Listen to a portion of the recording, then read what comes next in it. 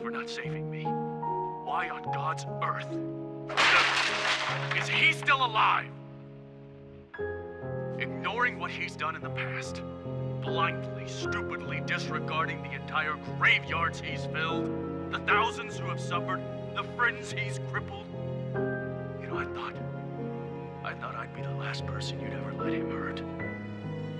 If it had been you that he'd beat to a bloody pulp, if he had taken you from this world, I would have done nothing but search the planet for this pathetic pile of evil death-worshipping garbage and send him off to hell. Jason Todd has been labeled as Batman's greatest failure, his most haunting mistake. But if you look at the life he's carved out since his return, since he came back from the dead, the choices he's made with his second chance, it's clear he isn't a failure at all. The Bat family just kind of treats him like it most of the time. It's probably worse too because Jason Todd is easily one of the top 5 most inconsistently written characters in comic history. I mean, think about it. He was revamped from a carbon copy of his predecessor with red hair. Then he's remade into something original, only to be murdered by the fans and maybe an autodialer if the rumors are true. Jason Todd is Batman's greatest tragedy. I wouldn't say he's his failure as often as it is usually said. But Jason's Red Hood is really just Batman without fear. He's Batman Unlimited. It's not about being afraid of killing. No, it's not really that simple. Nor do I really think Jason can be boiled down to just a person with Batman training who kills. So let's unpack this. Jason isn't just fearless in a sort of bravery sense. All the Robins and Batman are brave, right? He's fearless, or he's Batman just with a little less fear in a methodological sense. Batman's got this thing that if he kills someone, he's no better than that person. He would fall if he crosses that line. That crossing the line like that takes him out. He can't become the thing that he's hunting. Now, Jason's perspective on this is interesting because it's different than other people who have come across and said Batman needs to cross this line. He's not as effective, right? We've heard this over and over. But Jason's sort of perspective is, if I kill this killer, this person, then the world is objectively safer and I'm strong enough to carry that weight. That's his claim. That's Jason's sort of perspective on things. Jason, when he comes back, has this almost trauma-tempered resolve or sort of outlook. He's sort of hardened by what's happened. Not that his trauma isn't also there and part of him, but it's used in a different way, if any of this makes sense. Now, obviously, depending on the writer, and Jason's been all over the map because of this. Sometimes he gives up guns completely. Sometimes his guns get used as like tranq darts or really highly advanced tranq darts. Sometimes they just mimic death. Sometimes they're rubber bullets. And there's different purposes for that in his growth, and we're going to get to that. Despite the stale attempts at developing his character, we've actually gained a profound character in the grand scheme of DC lore. If you have a big picture, all timeline, everything is canon, kind of, as long as they mention it, type of view. And you ignore some of the weaker, out of place moments that Jason's had. Moments when he's really just not Jason. What I've come to love about Jason and his Red Hood persona is that he is just inevitable. He's like a law of physics, motion, gravity, or reality. In the ecosystem of Gotham, there has to be a balance. Batman's mission, his war on crime, doesn't exist in a vacuum. You need a counterforce to see what the mission is actually up against. To justify the pursuit, you need the mob families, the psychos, the high-profile weirdos, the capes and masks, and the clowns. But as the years go by, the villains get bolder, more confident. They stop fearing the Bat because they realize there isn't a threat of death, only pain. For some, that's still enough, more than enough. For the monsters, though, it doesn't move the needle like it used to. It doesn't do anything, which leads to a great number of stories and interesting obstacles for Batman, of course. But there is this gap that starts to grow. And Dick Grayson's Robin didn't see a need to address this as Robin, or even later as Nightwing. He did have his own friction with Bruce for his own reasons, but he ultimately wanted to carry out the mission exactly how he was trained. Bruce's good son, the exceptional one. The naturally talented, born for the role of Robin. Maybe even too good of a son. Jason, on the other hand, realized that Batman's operating systems had some bugs. Even though it was incredible, being Batman, being Robin, doing what they were doing is incredible. He saw that this first model of everything, of Batman, and realized it was going to need an evolution. to actually reach the finish line. This is something he realized early on, maybe scarily soon for such a young age, like Alfred mentions in the comics. Much like everything he ever did before he died, Jason was ahead of where people expected him to be. Unlike Dick, who had charm and a stable foundation before his tragedy, Jason had nothing. He was tragedy on top of tragedy. When he was brought into this world of forensics, combat, and 24/7 education, he didn't just learn the skills to be Robin for Batman. Jason analyzed the cracks in the approach that Bruce had developed. Jason was obsessed with the mission, and he was brash about it. Being Robin was the greatest thing that could have happened to him. The Bat world, the toys, the suits, the thrill of it all, an outlet on top of everything for his anger, for everything he had pent up after years and years living the way he was living. An outlet for his anger, for his wrath, for his rage. No longer getting him into trouble all the time, but actually helping fight trouble, helping prevent others from running into the drug dealing, addict creating scum that took so much from Jason. He looked up to Bruce in a very particular way, because Jason's mentor wasn't just a teacher or some foster home parent or social worker. Bruce was the first real father Jason ever had. Deep down, Jason always wanted to do right by his parents. Even through the addiction and the petty theft and crime and two-face and everything that tore that family apart. He was always looking out for his mom, always figuring out a way to get food, always figuring out a way to not stay down. Now that he has Bruce, he isn't just a sidekick or a helper.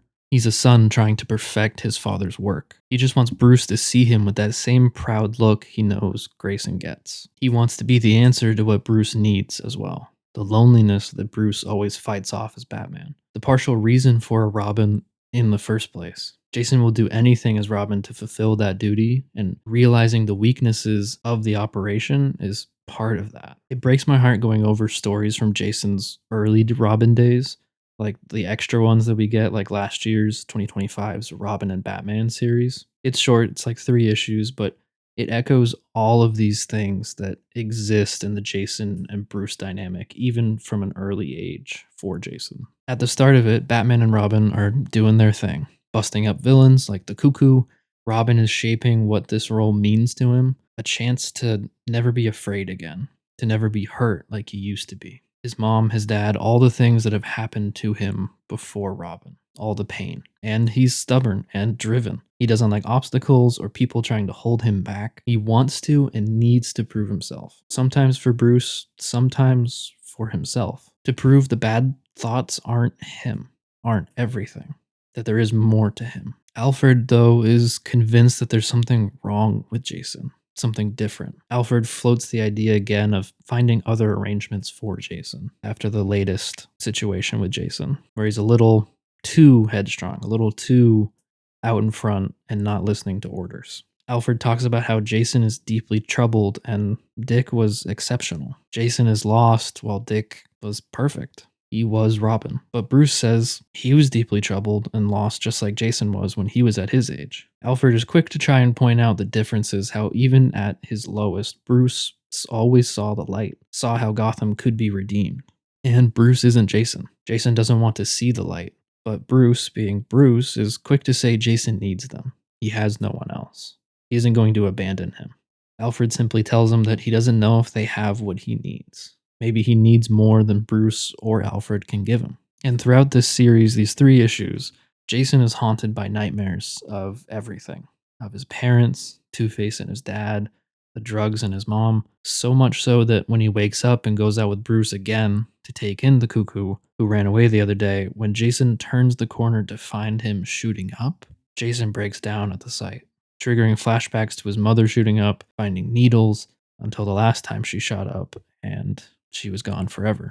Cuckoo is about to shoot him, when suddenly he drops dead, covered in blood. Batman rounds the corner, finally finding Jason with the body, and Batman just jumps to yelling at him, asking him what did he do. Jason's shocked for a number of reasons, like the dead guy in front of them, but also the realization that Bruce thinks he did it. Jason just points up to the guy on the roof with the gun, looking down at them. Hurt and shocked at Batman's sudden assumption that Jason would be the one who did it, the rift that was starting between them just gets deeper. And this whole thing just is such a great mirror, such a great echo of what's going to come between Jason and Bruce as Robin and Batman as they continue. But in this same series, Jason has to make a decision. If he will go all in with the new guy Wraith, and his methods of putting villains down permanently, regardless of any other factor, deciding that any kind of crime needs to be dealt with death, and that Batman's ways are outdated. They're ineffective now. Jason continues to talk of his fear, not of the criminals, but of Batman. Not for the brooding or the bats or even the fighting. Jason's got this fear of what Bruce sees when he looks at him, knowing he sees more than just who and what Jason is, more than just what he is there in the present. He sees him like a father sees a son, seeing the possibilities of who he can become. No matter what, Bruce knows and sees what Jason could still be. And Jason is afraid of living up to it, wanting so badly to be that good son, but knowing he struggles with playing by the rules Bruce has established, knowing what everybody expects. And in so many ways, Jason Todd is one of, if not the most similar to Bruce Wayne, to a young Bruce Wayne in his short tenure as Robin. He was a testing ground for what would become Tim Drake and Damian as characters years later. There can be no Tim without Jason, and same for Damian in more ways than one, depending on if you count the Talia stuff being canon. If for anything, just the weird connection to Talia kind of seals that. Jason has that same raw energy, the channeled rage, the same obsession with the mission that people love about Damian and Bruce. Jason isn't the broken Robin. I know that's how everybody explains him quickly, and I really hate the whole one character trait for every Robin thing, but he's the one who differed a little bit more. He asked questions and didn't assume, didn't trust that it had all been figured out already. Leaping without hesitation, Jason is the epitome of action and fearlessness. He was always ready to just take on whatever was in front of him. He still respected Bruce and the Batman and Robin roles, but he started to ask what happens when the bad guys can predict your next move. And every move. Bruce had to learn Gotham. Even though he's part of it and everything, he did come from a different side of Gotham. Now, Jason just knows Gotham. He didn't have any choice in it. Like a reflex, he's instinctually part of Gotham. He knows even less of any other kind of life but Gotham. And that's something that he and Bruce share. Any kind of existence without Gotham, Jason has no idea. It gave birth to his broken family life and took what little there was from him. Few DC characters have that much of a deep set connection with Gotham. Even Batman had to learn it.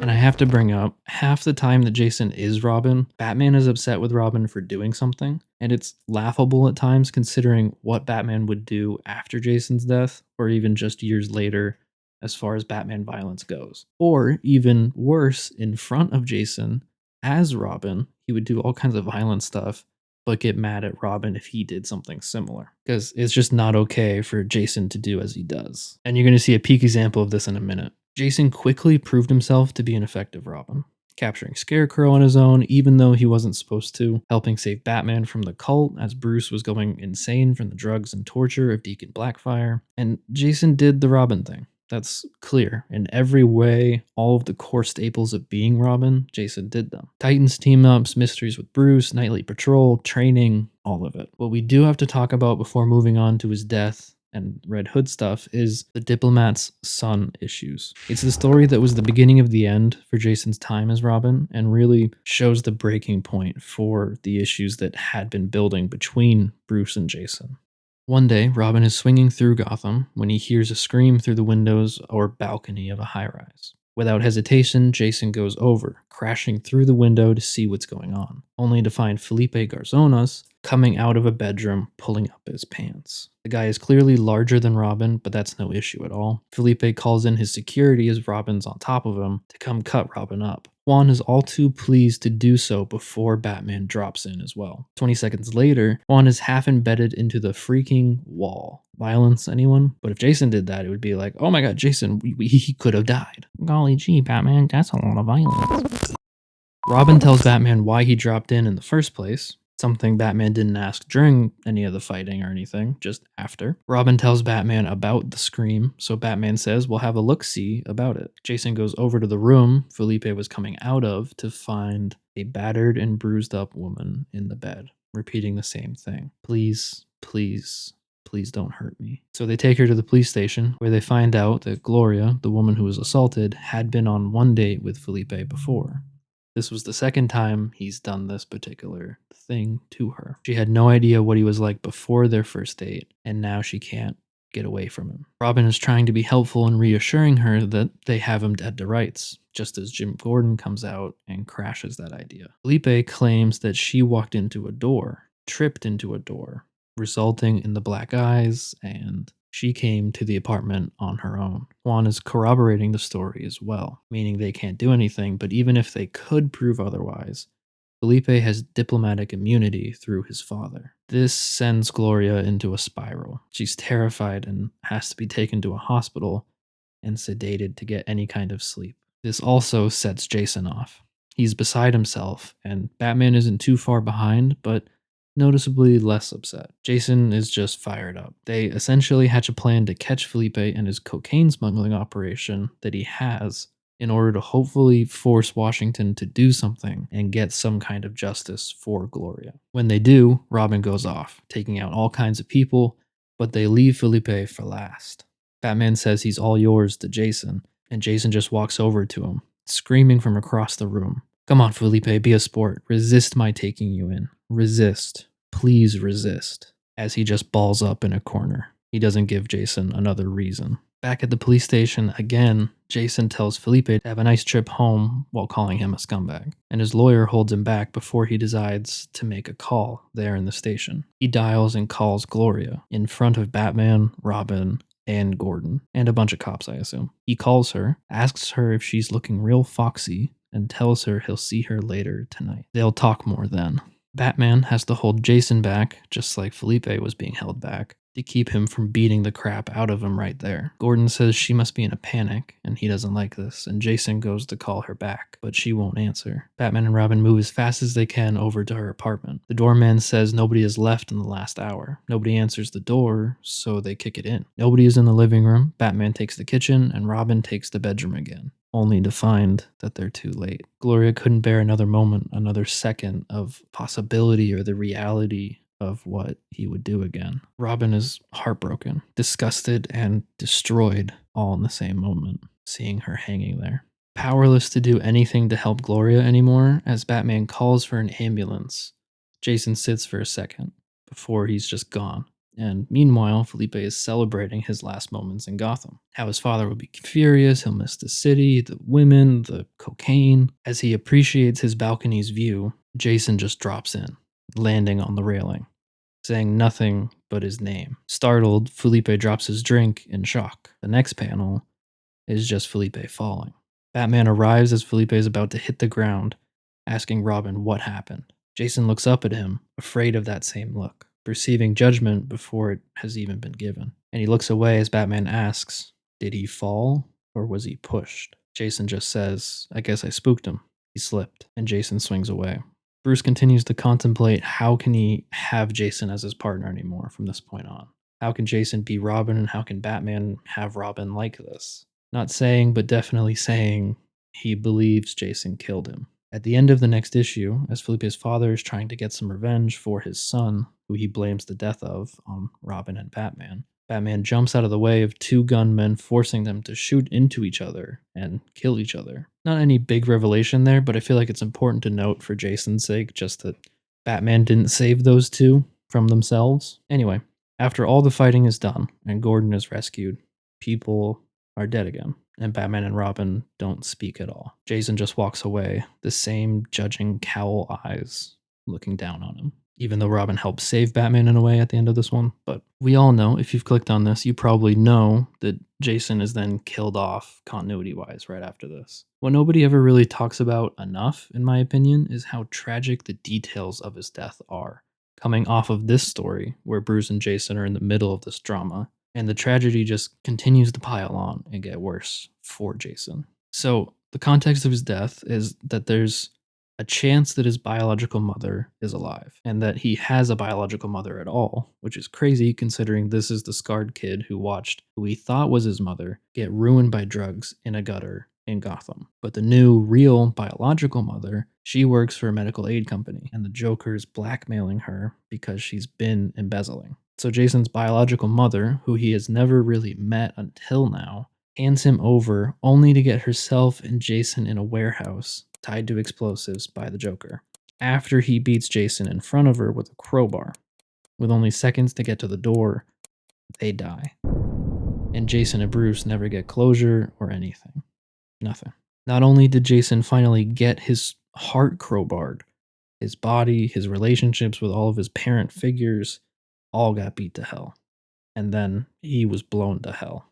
Not saying he went to hell, but you get what I mean. This is the foundation of Batman's greatest tragedy. His failures in protecting Jason, yes, from the Joker of all people. As much as Jason's death shouldn't have happened if it was in fact tilted because of that autodialer and all that, I still think it needed to happen because they weren't going to fix the issues between Jason and Batman. And it's that abrupt ending that gives Bruce time to actually reflect on what it means for Robin to exist and what it means for him to continue on his mission and his impact on others who want to do the same. And there's one kind of random, almost a throwaway issue that I just think are really important for understanding Jason's impact. Over the course of another night in Gotham, a couple of friends are hanging out at a bar. One is chastising her friend, Debbie, for trying this new designer drug. But before she can even say much, she actually drops dead right there. 12 other people have recently died from the same stuff. Batman has been following its growing popularity on the streets. They call it GHD. Batman visits Debbie's friend to find out where she was getting the drugs from. She tells him, and Batman promises to end it tonight. He shows up at the dealer's apartment, throws him out of bed into the wall.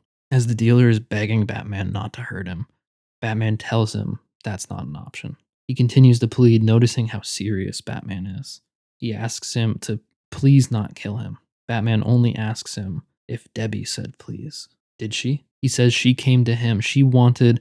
Batman interrupts, asking if she wanted to die. The dealer says he doesn't know. Maybe for some people that's part of the thrill. Batman asks him if he's taken it before. He says no, he doesn't want to die. Batman tells him Debbie will never fall in love, have children, fulfill whatever dreams she had. She will never have anything ever again. All because of him, of this dealer. He asks him, doesn't that make you want to die? The dealer says yes, and Batman says good, and throws him out the window. And that's when Batman started killing drug dealers. Just kidding. Cass is waiting outside. She's been following Batman all night.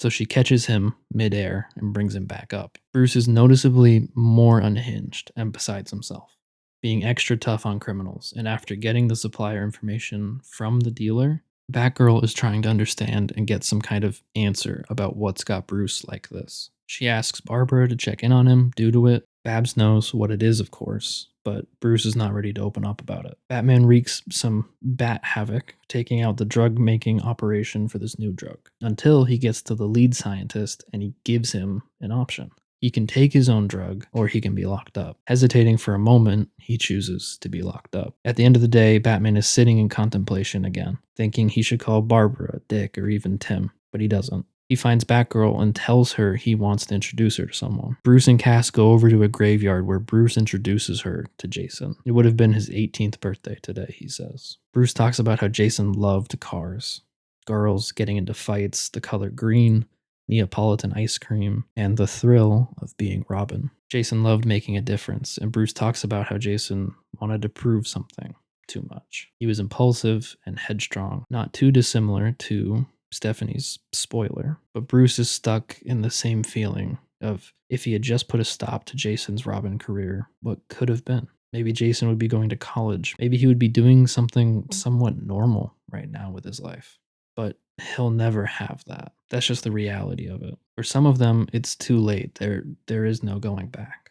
Jason becomes this weight of another moment Bruce failed to act fast enough. His guilt of his parents' death haunts him day to day. We all know that. But now, so does Jason's death. Most of us probably know that too. What doesn't haunt him nearly as much, if at all, is when Jason comes back. When Superboy punches the crap out of reality, causing reality changes, and Jason wakes up in his coffin, which all leads to Jason performing miraculous feats of will and resolve, not too dissimilarly to his father figure. Jason wakes up with injuries from the Joker's beating and the explosion while still tunneling out of a coffin 6 feet under and walking 12 miles until he's found and put in a hospital, where he escapes out of instinct since his brain isn't fully working. He's basically a walking coma with basic instincts and highly specialized training baked into his brain. He steals food when he needs it, takes clothes, never gets caught, sleeps in a safe-ish spot in an alley, and even gives food to others around him until someone tries to push him around and take his spot. That's when the Robin training kicks in, leading to Talia finding him,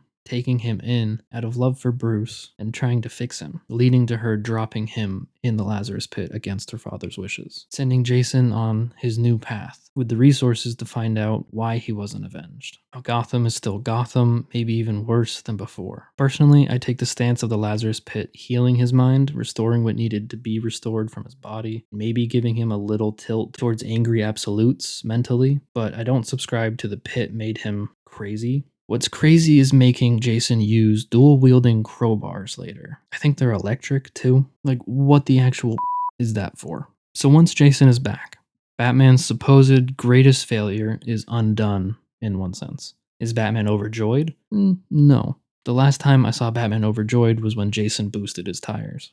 Jason's whole thing is trying to send a message after kind of planning to kill Batman. After Jason gives up on expecting a welcome home, a "I'm so happy you're alive" party, Jason returns to default programming in a way. It's time to return to the mission, build from the bottom up, using only his training and the new resources given to him by Talia to go through not just Robin training again, but trace the Batman's own training steps around the world, while crafting some of the most devious steps to take Batman through this revenge comeback story. In the grand scheme of things, the only thing that I think is missing from Red Hood's story is actually getting to put the Joker down, finally removing him from Gotham and main continuity. I think a sort of reverse life for a life balance for DC would have been some of the strongest ways to move Jason on from the constant writer's temptation to tie him to his death. Without that, you can see why writers don't know what to do with him. Constantly tempted to rope in some physical or emotional scar to him being beaten to death and blown up by the Joker. I'm not going to go off on the Joker issues at DC, but I understand why he wasn't allowed to off the Joker himself, though Jason was able to beat him with a crowbar, which is great for him. The Under the Hood and most of the Lost Days remain the pinnacle of Jason characterization. I actually really like his part in Green Arrow as well, because he doesn't just feel like an afterthought in his own book or Batman's book or somebody else's book. He fits that perfect villain, anti-hero role. He's the fulfillment of Batman's ideals and mission with new methods that look like simple ones, but they've been reversed. Like, yes, he is a crime lord and he is technically a bad guy, but he's doing more. He has this interesting relationship with the heroes, like when he helps shine the light on what happened to Black Lightning. It seems simple to just kill as many people as he can that are villains or criminals, but Jason isn't out to just massacre the criminal population for the sake of it or some pseudo punisher. That's just not him.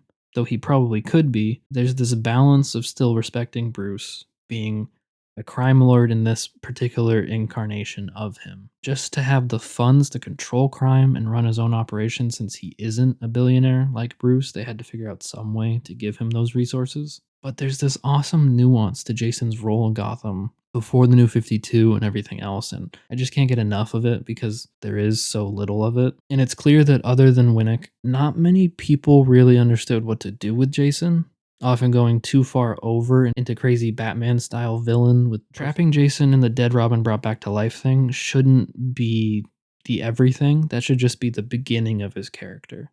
And I think Winnick's intention was introducing that so that he could be taken further, so he could be taken into more. Granted, there was also a lot of continuity things going on in DC, and Red Hood was kind of going to become, or Jason was going to become, the new Nightwing, and there's drama there because they wanted to kill off Nightwing, but then they didn't. What I do think was sort of the new pinnacle of Red Hood, and it's not perfect by any stretch or anything, please don't take this out of context, but it's the Red Hood and the Outlaws from Rebirth. I'm not as much of a fan of the New 52 Red Hood, not that there's anything like terribly wrong, but it's just, read it for yourself, Just let me know what you think. Ironically, it's the same creative team for most of it writing wise, and the new art that probably helped the Rebirth one for me. Dexter Soy is just so good at modern Red Hood. Gotta be one of my favorite artists for Red Hood in general. And there's pockets of good Red Hood stuff elsewhere, even in his own series that came about because of the later Outlaws stuff. But even here, I think a core aspect of Jason gets lost. I truly think that the calculating side of Jason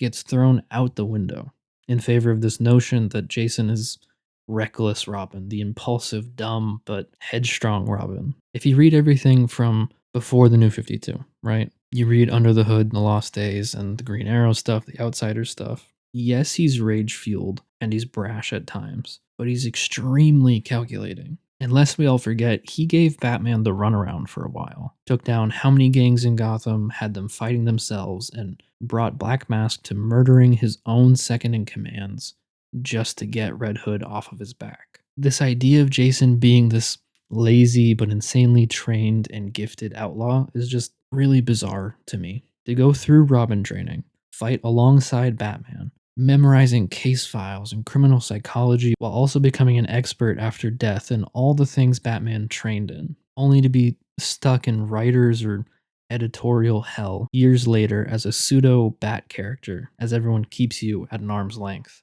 All of that's just so disrespectful to the character. Or the remarks like dog car brain is just general Jason hate. Like he's some second or fifth class human because he came from the street who can never amount to anything more. There's some interesting classism issues around Jason and how he gets treated in the Bat family. And Jason has gotten some books. I'm not saying that he hasn't gotten runs or like time and mainline Batman stuff since Winnick's run. He hasn't been wasted nearly as much as some of the other characters at DC or acquired characters by DC, but he came back as Red Hood and really hasn't gotten his due since that short era before the New 52. And I can't wait for him to get a team that really wants to take him to that next level of depth, finding the area where he can be the most impactful, not as a pseudo Punisher or a pseudo Batman or a pseudo anything, or even what some of the Outlaws stuff amounted to, but in his own way, delving into the criminal underworld and fighting the fight that even Batman or the Bat family can't or just won't. I guess what I'm getting at is getting Red Hood into really dark, deep crime wars and hunting human trafficking or something really convoluted. Jason needs a darker Court of Owls type story that unearths conspiracies and dark metahuman gene splicing drugs and stuff like that. All in all, just find a way to bring the calculating Robin that Bruce loved like a son, but failed to save both from himself and from the Joker. Find a way to bring that guy out into a story that has some real heart again. The kid that Bruce always regrets not being able to give him a full life. A full life for a kid that was dealt shit hands over and over in his life. Give me the story of the boy who came back to life, driven with this unbreakable resolve and will to fight his violent nature and use it for something greater than himself. This physical manifestation of a force born from Gotham and Batman's mission to save her. A boy driven to never be like his petty thief of a father and never let scum like the Joker or any type of criminal make him or anyone else afraid ever again. And get rid of the freaking crowbar gimmick.